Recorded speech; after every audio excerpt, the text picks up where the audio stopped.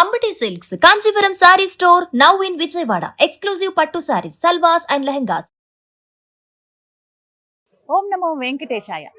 ఈ భూమండలం పైనే అత్యద్భుతమైన, ఎంతో ప్రశస్తమైన, అత్యంత పవిత్రమైన స్థలంగా తిరుమలని చెబుతారు. అఖిలాండ కోటి బ్రహ్మాండ నాయకుడు, దేవాది దేవుడు, కలియుగ ప్రత్యక్ష దైవమైనటువంటి ఆ శ్రీ వెంకటేశ్వరుడు కొలువై ఉన్నటువంటి ఈ తిరుమల ఎంతో పుణ్య పవిత్ర స్థలం. ఆ స్వామివారి దర్శన భాగ్యమే ఎన్నెన్నో జన్మల పుణ్యఫలంగా చెబుతారు. అటువంటి ఆ స్వామివారు కొలువై ఉన్నటువంటి ఈ క్షేత్రం మహత్యం మాటల్లో చెప్పలేం. ఎన్నిసార్లు చూసినా మళ్ళీ మళ్ళీ చూడాలనిపించే రూపం ఆయన సొంతం. అయితే స్వామివారి గురించి, స్వామివారి లీలల గురించి మనం ఎప్పుడు వింటూనే ఉంటాం. అసలు స్వామివారు ఏ విధంగా ఉంటారు, వారికి జరిగే నిత్య సేవలు, కైంకర్యాలు, పూజా విశేషాలు, వారికి సమర్పించేటువంటి నైవేద్యాలు, అసలు స్వామివారు వారి లీలల గురించి తెలుసుకుందాం అనిపించిందండి. ఒక్కసారి స్వామిని దర్శిస్తేనే ఎంతో పుణ్యం అంటారు. అలాంటిది కొన్ని తరాలుగా, కొన్ని వంశాలు స్వామివారిని అర్చిస్తూ సేవిస్తూ ఉన్నారు. మనం ఇవాళ ఇంటర్వ్యూ చేయబోతున్నాము తిరుమల తిరుపతి దేవస్థానం ప్రధాన అర్చకం వేణుగోపాల దీక్షితులు గారు.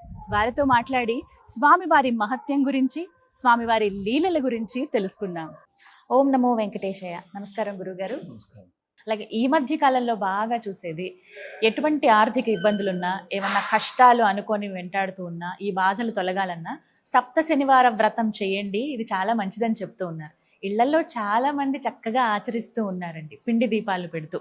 ఈ సప్త శనివార వ్రతం యొక్క విశిష్టత ఏంటి, శాస్త్రంలో చెప్పబడిందా, ఎప్పటి నుంచి ఎంత విశ్వాసాలతో ముడిపడి స్వామివారిని కొలుచుకునే విధానాలు ఏర్పడింది. ప్రత్యేకంగా ఆగమ శాస్త్రాల్లో ఆ విధమైన విధానాలు, దేవాలయాల్లో ఆ విధమైన కార్యక్రమాలు ఉండవు.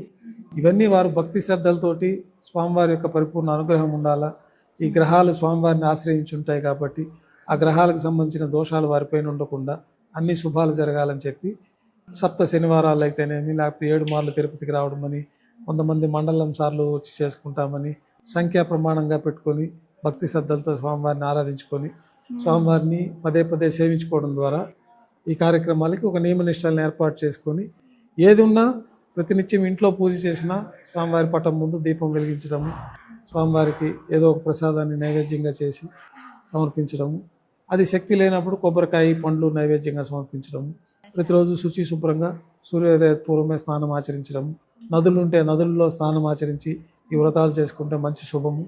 నదులు లేని చోట, సముద్రము లేని చోట, తర్వాత బావి లేని చోట ఇంట్లోనే స్నానం ఆచరిస్తారు. మొదట సముద్ర స్నానం శ్రేష్టము, తర్వాత నదీ స్నానము ఉత్తమము, తర్వాత బావుల్లో స్నానం ఇంకా ఉత్తమము. అదేది లేనప్పుడు ఇంట్లోనే మనం ఉండే ప్రస్తుత పరిస్థితులను అనుసరించి స్నానం ఆచరించి శుచి శుభ్రంగా స్వామివారికి ఆరాధన చేసుకుంటూ ఆయన అనుగ్రహాన్ని పొందడానికి ఏర్పరచుకున్న విధి విధానాలే ఈ శనివార వ్రతాలు. ఈ వ్రతాలను పిండి దీపాలు చక్కగా వెలిగిస్తున్నారు. పిండి దీపాలంటే ఆ దీపం తేజవంతంగా ఉండాలా, మనలో జ్ఞానాన్ని వెలిగించాలా, అజ్ఞానాన్ని పోగొట్టాలని ఆ దీపం ద్వారా స్వామివారికి సమర్పించుకోవడం. అదంతా భక్తి శ్రద్ధల్లో భాగంగానే ఇవన్నీ ఉంటాయి. మనం మడి కట్టుకొని చక్కగా చక్కెర పొంగల్ ఒకరోజు, పొంగల్ ఒకరోజు, పులిహోర ఒకరోజు, వడపప్పు, పానకము, స్వామివారికి ఖర్జూర పండు నైవేద్యం పెట్టినా, బెల్లం నైవేద్యం పెట్టినా, ఒక పండు ఇచ్చిన, పుష్పం, పత్రం, ఫలంతో ఏమంటారు కదా, ఒక పుష్పాన్ని సమర్పించిన స్వామివారి అనుగ్రహం ఉంటుంది. దానికి మన కృష్ణావతారంలో స్వామివారి తులాభారంలో స్వామివారికి అత్యంత ప్రీతిపాత్రమైన తులసి దళాన్ని ఉంచంగానే స్వామివారు లొంగిపోతారు. ఇట్లా పురాణ ఘట్టాలన్నింటినీ పరిశీలించిన మీదట వారి కుటుంబ సాంప్రదాయాల్లో కొన్ని విధానాలు ఏర్పడుతూ ఉంటాయి. స్వామివారి అనుగ్రహాన్ని పొందడానికి వారు పెద్దలు ఆచరించి వారి అనుగ్రహాన్ని పొంది ఉంటారు. అది భవిష్యత్ తరాల వారికి వాళ్ళు తెలియచెప్పి అది కుటుంబ సాంప్రదాయంగా తిరుమల క్షేత్రం వెళ్ళాలంటే మా సాంప్రదాయం ఇట్లా ఉంటుంది, వారి శక్తి కొలది వారి కుటుంబ నియమాలు ఆచరించి వాళ్ళు చేసుకుంటూ ఇట్లా ముడుపు కట్టుకునే విధానాలు, మామూలుగా నేరుగా వచ్చే విధానాలు ఉంటాయి. ఏదన్నా స్వామివారి దర్శనము, స్వామివారి మీద భక్తి శ్రద్ధలు, విశ్వాసంతో చేసుకోవాల్సిన కార్యక్రమం. స్వామికి ఎదురుగుండా బేడి హనుమాన్ వారి బేడి ఆంజనేయ స్వామి, బేడి ఆంజనేయ స్వామి వారి మహత్యం ఏమిటి, విశిష్టత తెలియచేస్తారా? బేడి ఆంజనేయ స్వామి అనేది మనకి ఇక్కడ అనాది కాలంలో ఆంజనేయ స్వామి వారికి సంకెళ్ళు వేసి ఇక్కడ పెట్టారని, ఎక్కువ తిరుగుతూ ఉంటే భక్తులను ఇబ్బంది పరుస్తూ ఉంటే ఆ సంఖ్యలు వేసి ఆంజనేయ స్వామి ప్రతిష్ఠించారని, తర్వాతే ఆ వానరులు బాధ కాకపోతే గతంలో ఇక్కడ వానరాలు ఎక్కువ ఉండేవి అనేది ఒక కథనం ఉంది. ఆంజనేయ స్వామి అనేది విష్ణు ఆలయాల్లో కంపల్సరీగా ఉంటుంది. ఆంజనేయ స్వామి, గరుత్మంతుడు, ఇవన్నీ దాంట్లో భాగం ఇక్కడ ప్రత్యేకంగా తిరుపతిలో ఆంజనేయ స్వామి వారిని కూడా ప్రతిష్ఠించి ఇక్కడ ప్రత్యేకంగా మూలవర్లతో పాటు ప్రతిరోజు నైవేద్యాలు కూడా అక్కడ కూడా జరుగుతూ ఉంటాయి. చక్కగా ఎదురుగుండా వేడి ఆంజనేయ ఉంటారు. స్వామి. అక్కడ దీపాలు పెట్టేది అవన్నీ కొబ్బరికాయ స్వామివారికి కొట్టేది. ఇదివరకు గతంలో దగ్గరలో ఉండేవి.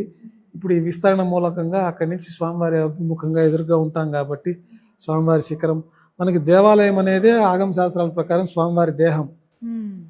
స్వామివారి దేహంలో తల భాగం వచ్చేసి మనకి ఆనందం నిలయ విమానం, పాదాలు వచ్చేసి రాజగోపురం, మనకి నాభి దగ్గర జీవస్థానం వచ్చేసి ధ్వజస్తంభం. ఇది స్వామివారి దేహమే దేవాలయం. ఇందాక మనం తిరుమల కొండలంతా కూడా స్వామివారు పడుకున్నట్టు ఉన్నది అన్నాం కదా.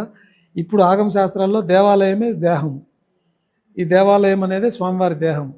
అందుకే దేవాలయంలో ఎలాంటి మార్పులు చేయకూడదు, దేహం కాబట్టి దాంట్లో తగ్గించడం కానీ ఎక్కించడం కానీ చేయకూడదు అనేసి అంటారు.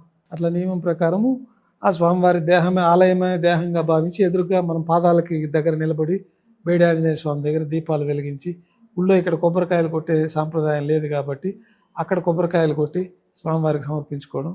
తర్వాత ఆ ప్రసాదాన్ని అంతా కూడా మనం తిరుమల తిరుపతి దేవస్థానం వారు రంగమాంబ అన్న ప్రసాద కేంద్రంలో దాన్నంతా కూడా ఆహారాల్లో వినియోగించడం జరుగుతుంది. అవన్నీ అక్కడ కొబ్బరి పచ్చడి ఖచ్చితంగా ఉంటుంది. చాలా దివ్యమైన ప్రసాదం. అంటే ఎంత పంచభక్ష పరమాణాలు స్వీకరించినా గానీ కలగని అనుభూతి కేవలం స్వామివారి ఒక పూట అక్కడ ప్రసాదం అన్న వితరణ జరిగేటువంటి ఆ ప్రసాదం స్వీకరిస్తే చాలు, ఇక జన్మధన్యం ఈ అయిపోయినట్లే. పవిత్రమైన ప్రసాదం అంతా ఇప్పుడు గుడికి పోతే కొబ్బరి చెప్ప నైవేద్యం పెడతాము, ఒకటి అక్కడ ఇచ్చేస్తాము. కొన్ని దేవాలయాల్లో 2 ఇచ్చేస్తే బయట వచ్చి కూర్చొని కొట్టుకొని ఉండే 4 ప్రసాదంగా స్వీకరిస్తారు. తింటాం, అవును. ఇప్పుడు అట్లాంటి పవిత్రమైన ప్రసాదము భక్తులందరూ స్వామివారికి సమర్పించిన ప్రసాదము సాక్షాత్తు అన్న రూపంలో వాళ్ళు స్వీకరించే వారికి అందరికి కూడా ఈ ఉంటుంది. ప్రసాద రూపంలో దాంతో పచ్చడి చేసి ఆ ప్రసాదంగా కూడా స్వీకరిస్తారు. రంగమాంబ అన్న ప్రసాద వితరణ కేంద్రం. ఎంతమంది భక్తులు లక్షలాది ప్రతినిత్యం, మంది భక్తులు. లక్షలాది మంది అండి. అంటే వారు స్వీకరించే ఇది కూడా ఎంతో భక్తి శ్రద్ధలతో శ్రద్ధలతో స్వామి ప్రసాదం స్వామివారే అన్నట్లుగా. ఈ ఏర్పాటు చేశారు కాబట్టి ఆయన పెళ్లికి వచ్చిన బంధువుల ఇంట్లో మనం ఎట్లయితే భక్తి శ్రద్ధలతో ఆహారం స్వీకరిస్తామో అట్లా స్వామివారి దర్శనానికి వచ్చిన వాళ్ళందరూ కూడా పచ్చడి, అలాగే ముందుగా పచ్చడి, ఒక కూర, అన్నము, ఇక పరమాన్నం, ఎలాగో ఆ దివ్య ప్రసాదం ఉంటుంది. ఇప్పుడు కొత్తగా వడ కూడా ఏర్పాటు చేశారని విన్నాం. ఒక్కొక్కటి అదనంగా ఇంకా ఏదన్నా భక్తుల- మన మానవ దేహంలో అయినా దైవంలో అయినా జీవాత్మ పరమాత్మ అనే 2 రూపాలు ఉంటాయి. జీవాత్మ అనేది దేహం. ఈ దేహం సంతృప్తిగా ఉంటేనే మనము పరమాత్మని సేవించగలుగుతాం. జీవాత్మ సంతృప్తి పడాలంటే ఈ ప్రసాదం స్వీకరిస్తేనే జీవాత్మ సంతృప్తి పొందితే పరమాత్మ పరమానందంగా ఉంటారు. వీళ్ళు చేసే సేవలు, వీళ్ళు చేసే భక్తి దీనివల్ల. కాబట్టి ఇట్లాంటివన్నీ మనకి శాస్త్రాల ప్రకారంగా ఇంతకు అన్న సంతర్పణ కేంద్రాలు గతంలో ఉండేది. ఇట్లా వచ్చే భక్తులకి ఇందాక మనం అనుకున్నట్టు దారిలో అక్కడి నుంచి నడిచి వచ్చే భక్తులకి స్థానిక గ్రామాల్లో వాళ్ళు ఆ రూట్లో వెళ్ళేటప్పుడు ఆ గ్రామాలలో వాళ్ళంతా వాళ్ళ ఇళ్లలో వాళ్ళు వీళ్ళని కూర్చోబెట్టుకొని వారికి సేద తీరేందుకు మజ్జిగ ఇవ్వడము, వాళ్ళకి అన్నాలు ఇవ్వడము, కూరగాయలు ఉంటే కూరగాయలతోటి వంటలు చేసి ఇవ్వడము, వారి చేలల్లో పండిన వేరుశనగకాయలు ఇట్లాంటివన్నీ ఇస్తే వాళ్ళు దారిలో అవి స్వీకరించుకుంటూ స్వామివారి సేవకు వస్తారు.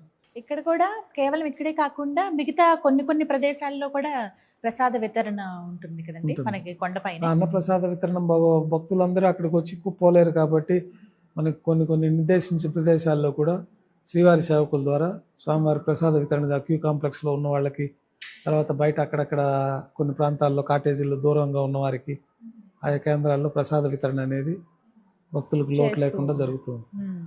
ఎంత స్వామిని ఎలా దర్శించుకున్నా నడక మార్గంగా వెళ్ళి దర్శించుకోవడం అనేది ఒక దివ్యమైన అనుభూతి. ప్రాచీన సాంప్రదాయం అది కాబట్టి. ముందు నుంచి ఇప్పుడు దేహ పరిస్థితులు, ప్రస్తుతం మానవునికి జీవన విధానంలో పరిస్థితులను బట్టి ఈ సౌకర్యాలు ఏర్పడ్డాయి కాబట్టి ఇప్పుడు అదే పాత విధానం అయితే గ్రామం నుంచి నడుచుకుని వచ్చేవాళ్ళు. అప్పుడు వేరే మార్గం లేదు. రాజులకైతే గుర్రాలు ఉండేవి, సామాన్య మానవులకి గుర్రాలు ఉండవు కదా. వాళ్ళు ఆ కాలంలో అక్కడి నుంచి ప్రాచీన సాంప్రదాయంలో అక్కడి నుంచి నడుచుకుంటూ వచ్చారు. తర్వాత రైతులకైతే ఎండ్ల బొడ్లు ఉండేవి. బండి కట్టుకొని 10 మంది భక్తులను ఎక్కించుకొని వాళ్ళు ఊరు నుంచి దానికి గూడు కట్టుకొని మధ్యలో గ్రామాల్లో సేద తీరుతూ వాళ్ళు తెచ్చుకొని వంటలు చేసుకుంటూ శుచి శుభ్రంగా, వేరే ఎప్పుడు హోటల్స్ పూటకూళ్ళు ఇల్లు తప్పితే వాళ్ళే వంట చేసుకొని వచ్చేవాళ్ళు. ఏదన్నా పాదనడక మంచిది, శ్రేష్టం. శ్రీవారి మెట్లు ఆ పేరు రావడానికి స్వామివారి స్వయంగా ఆ మెట్లపై నుంచి వచ్చారని అంటారండి. ఇది ఎంతవరకు వాస్తవం? శ్రీవారి మెట్లు అనేది ఆ దిక్కులో వచ్చారన్నది ఒక శాస్త్రము. వచ్చి శ్రీనివాస మంగాపురము, అగస్త్య మహర్షి అక్కడి నుంచి స్వర్ణముఖి నదీ తీరం నుంచి పైకి వచ్చారన్నది. అందుకే స్వామివారి పాదాలు మొట్టమొదటగా స్వామివారి పాదాలని మన శిలాతోరణం పైన ఒకటి ఉంటుంది, అక్కడి నుంచి ఇక్కడ వచ్చి ఆవిర్భవించారన్నది మనకి ఆ శ్రీవారి మెట్టు అని, ఆ మెట్ల ద్వారా వచ్చారని, గతంలో రాజులు పురాతన కాలంలో అంతా ఆ మెట్లో ఉండేవన్నది కూడా మనకు తెలుస్తుంది. తర్వాత కాలంలో మెల్లిమెల్లిగా భక్తులు ఏర్పరచుకున్న మార్గం ఇప్పుడు ఉండే నడక మార్గం. అలిపిరి నుంచి ఇంకొక అలిపిరి నుంచి మార్గం. వచ్చేది అది కొంత నడవాల్సి ఉంటుంది. నడవాల్సి ఉంటుంది. శ్రీవారి మెట్లు అయితే పూర్తిగా మెట్లే ఉంటాయి, మెట్లే అన్ని ఉంటాయి. మెట్లు పైకి ఎక్కాల్సి ఉంటుంది. చాలా ఒకసారి దగ్గర కూడా అది ప్రదేశం. దగ్గర ఒక 4 గతంలో గంటల సమయం పడుతుంది. చంద్రగిరి మహారాజులు వాళ్ళంతా రాజులంతా అటువైపు వచ్చేసేవారు. తర్వాత రోడ్డు మార్గం ఏర్పడి మెల్లిగా ఈ నడక మార్గాలు ఇవన్నీ బండ్లు రావడము, తర్వాత బస్సులు రావడము. మీ దగ్గరికి వచ్చి ఎవరన్నా ఇలా చెప్తారండి, మాకు ఈ కష్టాలు ఉండేవి, స్వామి తీర్చే? మా దగ్గరికి వచ్చిన వాళ్ళందరికీ స్వామివారి పోయినసారి వచ్చి దర్శనం చేసుకున్నాం, మా అబ్బాయికి ఉద్యోగం వచ్చింది, స్వామివారి అనుగ్రహం చేత మా అమ్మాయికి పెళ్ళి అయింది, మా వాళ్ళకి సంతానం కలిగింది, శుభాలే ఉంటాయి. కష్టాలు తీరాలంటే కష్టాలు తాత్కాలిక, ఇప్పుడు రాంగల్ని ఎంబడే తగ్గిపోవు కదా. స్వామివారిని పరిపూర్ణంగా వాళ్ళు అనుగ్రహించి ఆశ్రయించి వేడుకోవాలి. వారి స్వామివారిని శరణాగతి పొందినప్పుడు స్వామివారు తప్పకుండా తీరుస్తాడు. అయితే తీరుస్తాడనే నమ్మకం వాళ్ళకు ఉండాలి. నమ్మకము విశ్వాసమే వాళ్ళని కాపాడుతుంది. స్వామివారిని పరిపూర్ణంగా నమ్మి వాళ్ళ కష్టం చెప్పుకున్నప్పుడు తప్పకుండా తీరుతుంది. చాలా మంది ఇప్పుడున్న పరిస్థితుల్లో బాగా తర్జన భర్జన అవుతున్నది, ఎక్కువ ప్రశ్నలు అడుగుతున్నటువంటి ఒక్కటి ఏమిటి అని అంటే వితంతువుల గురించి అండి. వారు దర్శనానికి వెళ్ళొచ్చా, ఏమైనా సేవల్లో పాల్గొనొచ్చా, ఏమైనా పూజలు చేయించుకోవచ్చా స్వామివారివి అని అడుగుతూ ఉంటారు. వితంతువులు యజ్ఞయాగాదులు చేసే కార్యక్రమాలలో పాల్గొనరు. స్వామివారి మోక్షాన్ని పొందే మార్గంలో సేవలు చేసుకోవచ్చు, దర్శనం చేసుకోవచ్చు. అందులో అయితే ఎలాంటి తప్పు లేదు. మనకి వాళ్ళు రాకూడదని ఎక్కడ నిర్దేశం అయితే ఎక్కడ లేదు. మిగతా వచ్చి కొన్ని స్వామి దర్శనం కార్యక్రమాలు చేసి కొన్ని కార్యక్రమాల్లో నిషేధం ఉంటుంది. అందరికీ దేవుడేగా ఆయన, అందరికీ స్వామి. పద్మావతి అమ్మవారిని ఖచ్చితంగా దర్శనం చేసుకోవాలండి. తిరుపతి దర్శనానికి వచ్చేటప్పుడు అంతే స్వామి కదా, దర్శనానికి స్వామివారి అమ్మవారి అనుగ్రహం పొందాలంటే స్వామివారి దర్శనంతో నియమం అంటూ మనకుందా శాస్త్రంలో? ఇలా అది శాస్త్రంలో అట్లానే మనకు చెప్పింది తిరుమల క్షేత్ర మహత్యంలో ఇంతవరకే చెప్పారు. ఇలా తర్వాత ఈ చుట్టుపక్కల స్వామివారు సంచరించిన ప్రదేశాలన్నిటి కూడా ప్రాశస్త్యం పెరిగింది కాబట్టి ఈ ప్రసార మాధ్యాల ద్వారా ఆలయాలకు కూడా ఎక్కువ వెళ్ళి దర్శనం చేసుకోవడం అనేది జరుగుతున్నది. ఇటీవల కాణిపాకము, కాళహస్తి, పద్మావతి అమ్మవారు, తర్వాత నారాయణవనము, నియమంగా పెట్టుకున్నారు ఇన్ని వెళ్ళి రావాలి. నారాయణవనము, నాగలాపురము, అప్లాయగుంట, ఇవన్నీ కూడా విశేషమైన ఫలితాలు ఉన్నాయి కాబట్టి ఆయా క్షేత్రాన్ని అనుసరించి మొదటైతే స్వామి దర్శనమే మెయిన్ పెట్టుకొని వస్తారు. వచ్చే దారిలో ఈ క్షేత్రాలన్నీ సందర్శన చేసుకుంటూ వెళ్తారు. తర్వాత వెళుతూ వెళుతూ అమ్మవారు, అసలు అమ్మవారు ఎంత దివ్యంగా ఉంటారండి. నిజంగా ఆ అమ్మ అక్కడి నుంచి వచ్చి అలా కూర్చుందా అని అనిపిస్తుంది. ఇంత దూరం నుంచి చూసింది, చక్కగా నవ్వుతూ. ఇక్కడ పద్మ సరోవరంలో ఆవిర్భవించారు కాబట్టి అమ్మవారు అక్కడ పద్మావతి అమ్మవారుగా కొలువై స్వామివారి అలాగే తిష్ట వేసుకుని కూర్చుంటుంది ఆవిడ, కమలంలో కూర్చున్నట్టుగా. అలాగే దర్శనం ఇస్తుంది కూడా. ఇక్కడ ఒక రకంగా చెప్పాలంటే స్వామిని చూడగానే అమ్మ దర్శనం కూడా అయిపోయినట్టే. వక్షస్థలంలోనే ఉన్నారు కదా. అవును, అమ్మవారు లక్ష్మీ అమ్మవారు ఉన్నారు, పద్మావతి అమ్మవారు ఉన్నారు. చాలా సంతోషం స్వామి. ఎన్నో సందేహాలు ఇవన్నీ కూడా. ఎక్కడైనా మిమ్మల్ని ఇబ్బంది పెట్టుంటే నన్ను క్షమించండి ఏమన్నా ప్రశ్నల ద్వారా. కానీ కలవటము అసలు ఈ సందర్భంగా ఎంతసేపు తిరుమలలో గడపడమే ఒక దివ్య అనుభూతిగా చెప్తాను నేను. అందులో భాగంగా మీ దర్శనం కలగటం, మీతో ఎంతసేపు సంభాషించడం, స్వామివారి గురించి, వారి లీలల గురించి తెలుసుకోవడం అనేది ఎంతో సంతోషించే విషయం అండి. ధన్యవాదాలు.